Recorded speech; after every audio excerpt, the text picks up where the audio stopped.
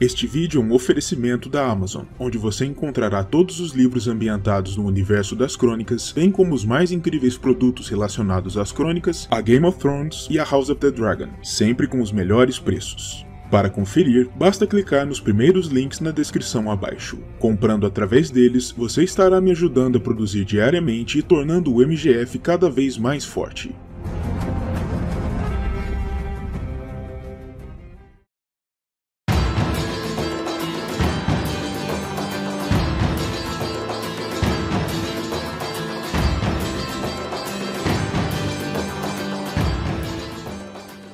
Durante a longa dinastia dos Targaryen por sobre o continente de Westeros, mais de 2 dezenas de reis poderosos, alguns virtuosos e outros vice-traiçoeiros, governaram o continente e imprimiram sua marca por sobre a história, sendo lembrados com grande destaque até os dias atuais. No entanto, o que muitos leitores e eruditos costumam ignorar ao se debruçar sobre os reinados desses monarcas é a influência fortíssima e muitas vezes crucial de poderosas mulheres que existiram por trás de tais reis, e em certa ocasião, até mesmo contrapostas a um deles. Sendo assim, o vídeo de hoje será dedicado a tocar, ainda que de maneira breve, nos feitos de algumas das principais dentre as rainhas da história dos Sete Reinos, algumas das personalidades mais poderosas e impactantes, para não dizer fascinantes, em toda a trajetória histórica de Westeros. Como não poderia deixar de ser, iniciamos este vídeo com aquelas que foram as 2 primeiras rainhas no novo reino unificado, as irmãs esposas de Aegon Targaryen em pessoa, as rainhas Rhaenys e Visenya Targaryen. Elas participaram ativamente das guerras de conquista do continente, ao lado de seu irmão, montadas respectivamente em Meraxes e Vhagar, seus dragões, e se tornaram, portanto, as primeiras rainhas de Westeros depois da coroação de Aegon em Vila Velha, no 2º ano da Nova Era. Naturalmente, existiam algumas diferenças fundamentais entre ambas, e as duas não se lançaram à guerra de maneira igualmente entusiasmada. Rhaenys era uma alma mais gentil, apreciadora da beleza e da música, amante dos cantores e das artes visuais, e mais apaixonada pela vida na corte, mais empolgada nas amenidades da vida palaciana e que amava acima de tudo voar pelos céus. Visenya, por sua vez, era a irmã marcial, uma guerreira nata, tendo treinado lado a lado com Aegon nos pátios de treino de Pedra do Dragão antes de se lançar com ele aos combates, sendo descrita como mortífera e eficaz com sua lâmina irmã negra. Com isso, Rhaenys não era tida como tão belicosa quanto Visenya, e esta segunda estava sempre muito mais ligada inclusive com o planejamento e a estratégia da guerra de conquista, auxiliando Aegon e seus generais a encontrarem os melhores planos para subjugar os rebeldes reis e senhores dos Sete Reinos. O destino de Rhaenys, infelizmente, foi trágico. Ela faleceu lutando sobre Dorne no ano 10º após a conquista, sobre a fortaleza de Toca do Inferno, quando um dardo atingiu em cheio seu dragão, e ela caiu violentamente contra as areias lá embaixo, embora existam aqueles que ponderem que ela ainda pode ter sobrevivido tempo o bastante para ser capturada e torturada. Visenya, por sua vez, continuou a lutar ao lado de seu marido para pacificar seu novo reino e ainda veria os reinados de seus filhos, Aenys, o filho de Rhaenys, e Maegor, o seu próprio, sempre se apresentando como uma formidável e importante figura na política dos reinos, a rainha viúva que exercia o poder e ditava as regras na capital, não temendo homem algum e fazendo valer seus interesses.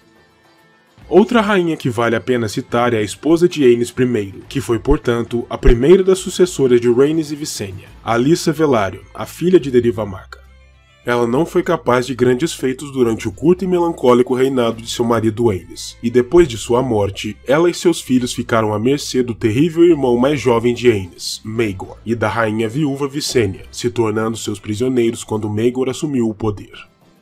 Alyssa apenas começou a se movimentar no ano 44, quando Visenya Targaryen faleceu, dando a ela e aos filhos a chance de escaparem de seu cativeiro, para que seu jovem filho Jaehaerys pudesse finalmente começar a planejar seu desafio à pretensão de Maegor, que a essa altura já vinha governando o reino com punho de aço. No ano 48, Maegor faleceu em circunstâncias misteriosas, e Jaehaerys pôde finalmente assumir o trono como o primeiro de seu nome, com Alyssa se tornando, portanto, a rainha viúva dos reinos, regente de seu filho durante seus anos de minoridade. Alyssa participou ativamente dos primeiros anos de reinado de Jaehaerys, ajudando-o a curar as feridas deixadas pelos anos de governo tirânico de Maegor. E quando chegou o momento de Jaehaerys assumir seus plenos poderes como rei, Alyssa pensou em seu próprio futuro, se unindo a Lord Rhaegar Baratheon, a mão de Jaehaerys, no que ficaria conhecido como o Casamento Dourado. A rainha viúva ainda continuou a participar do governo do filho, em seu conselho, auxiliando-o da melhor forma como podia, até sua morte no ano 54 após a conquista. A próxima rainha da qual falarei, e essa não poderia de forma alguma faltar em um vídeo como esse, é aquela que é tida por muitos como a maior rainha que Westeros já conheceu, e é chamada até os dias de hoje de A Boa Rainha. Trata-se de Alysanne, a irmã e esposa de Jaehaerys I, também filha da rainha Alyssa, e uma das grandes mentes por trás do período de maior prosperidade da história dos Sete Reinos. Alysanne se tornou especialmente conhecida por dois aspectos de sua vida: a grande benevolência demonstrada para com seu povo, em especial para com as súditas mulheres, com a rainha sempre preocupada com o avanço dos direitos e das proteções legais das mulheres no reino, lutando, por exemplo, para a extinção do direito feudal do senhor à primeira noite de uma recém-casada, em especial no norte, e o auxílio a seu real marido na condução das políticas de Estado, sendo sua conselheira em todos os assuntos, grandes e pequenos, e ajudando-o a conduzir seu reinado da melhor maneira possível, com vistas a aumentar a estrutura, a prosperidade e o sucesso do reinado de Jaehaerys.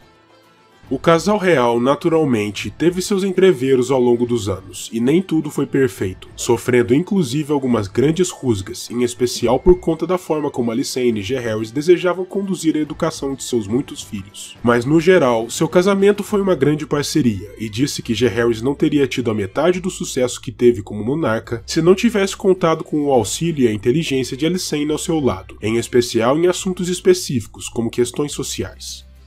Alysanne continuou a atuar em prol do reinado de marido e da população dos reinos até a idade avançada, e sua vida apenas veio a se encerrar no ano 100 após a conquista, quando a rainha contava com 64 anos de idade. Das cinzas do reinado de Jaehaerys, com uma importante participação de Alysanne, surgiu o reinado de Viserys I, o neto de Jaehaerys, e a partir deste rei nasceria a próxima grande rainha da qual falaremos, o deleite do palácio, a jovem Rhaenyra Targaryen. Filha de Viserys com sua primeira esposa, a rainha Aemma Arryn, Rhaenyra sempre foi muito próxima ao seu pai, além de ser uma figura bem amada e bem-quista na corte real em geral desde tenra idade.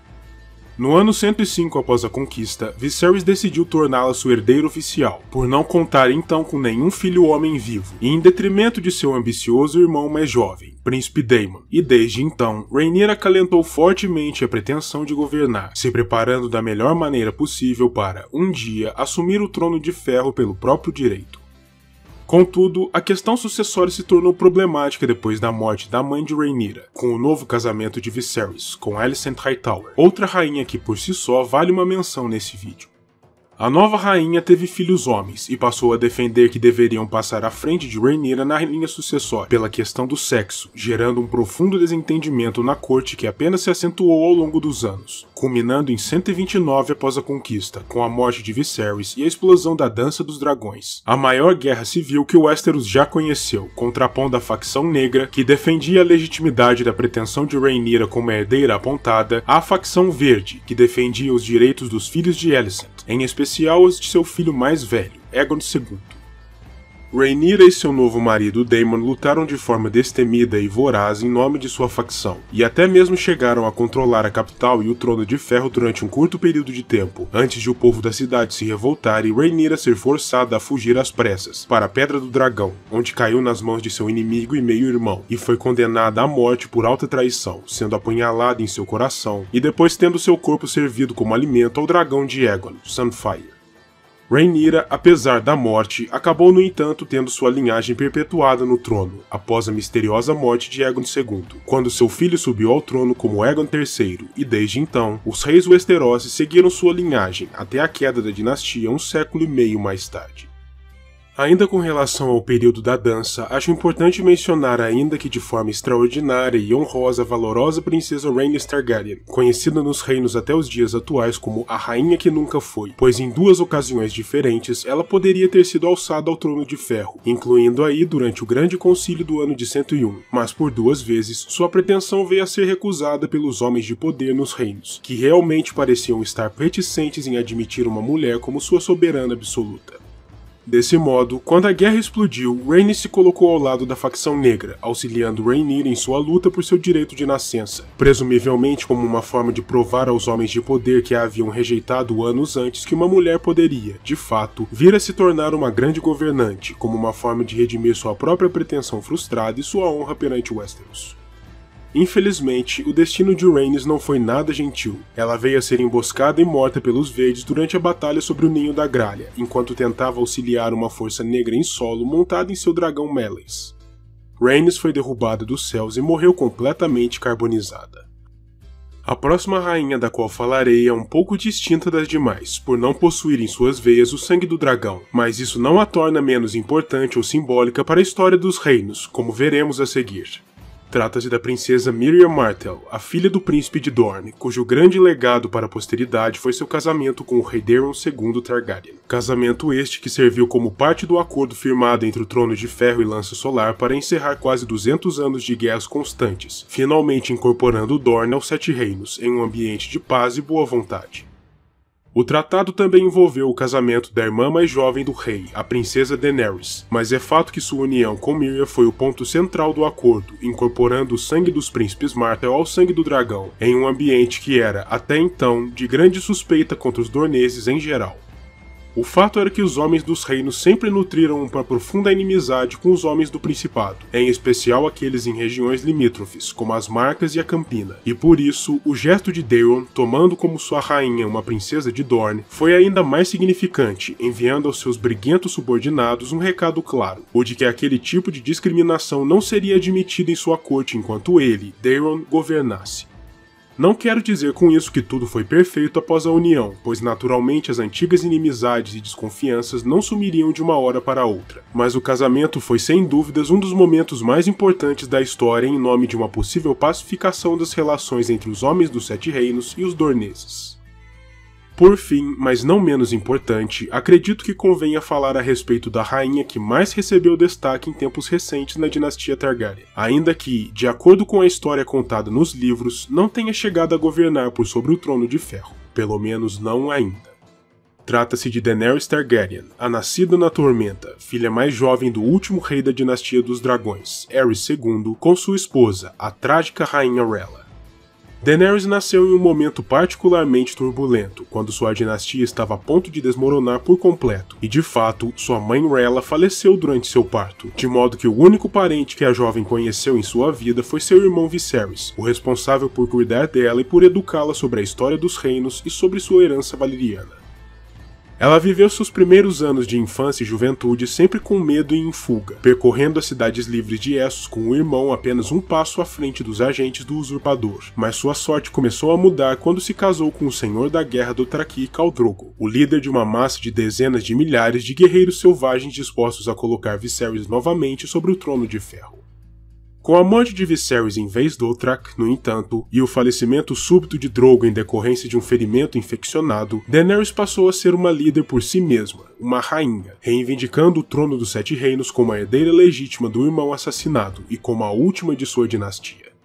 Mas a grande mudança em sua história veio depois de seu renascimento das chamas, a partir da pira funerária de seu marido, quando Daenerys emergiu do fogo junto a 3 dragões recém-eclodidos, os primeiros que o mundo via em 150 anos, lhe rendendo a adoração quase religiosa de seus seguidores, como a Não Queimada e a Mãe de Dragões. Dali em diante, a trajetória de Daenerys foi em ascendente, com a rainha angariando cada vez mais poder para si e para os seus, desde sua tímida chegada a Qarth, passando pela Baía dos Escravos, onde conquistou a lealdade de um exército de Imaculados e libertou milhares de escravizados, até sua chegada a Meereen, a maior cidade da região, que Daenerys conquistou e governou como sua soberana, também libertando e protegendo os ex-escravos, até partir das costas de Drogon, desde a arena de Daznak, e vir a se perder em meio ao mar Dothraki, os últimos acontecimentos de seu arco antes do final do 5º livro das Crônicas. O que você achou das escolhas e das trajetórias das rainhas apresentadas neste vídeo? Quais outras rainhas Westerosi você incluiria nessa relação? Escreva abaixo nos comentários suas impressões e eu verei a todos novamente no próximo vídeo.